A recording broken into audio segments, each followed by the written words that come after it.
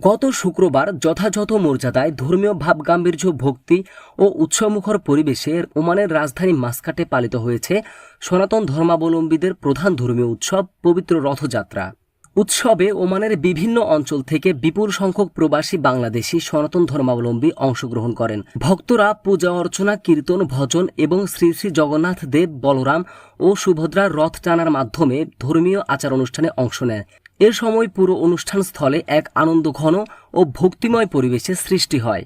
অনুষ্ঠানে উপস্থিত বক্তারা বলেন, রথযাত্রা শুধু একটি ধর্মীয় উৎসব নয়, এটি সম্প্রীতি, সৌহার্দ্য ও মানবিক মূল্যবোধের প্রতীক।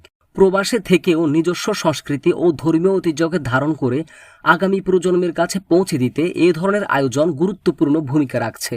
অনুষ্ঠানের আয়োজকরা জানান, প্রবাসে বসবাসরত ধর্মীয় সম্প্রদায়ের মধ্যে পারস্পরিক বন্ধন আরও দৃঢ় করা এবং ধর্মীয় মূল্যবোধ জাগ্রত করার লক্ষ্যেই প্রতি বছরের মতো এবারও রথযাত্রার আয়োজন করা হয়েছে।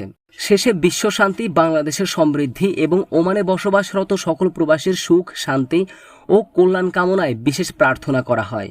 উৎসব শেষে উপস্থিত ভক্তদের মাঝে মহাপ্রসাদ বিতরণ করা হয়। News desk, world Hindu times, Chittagong.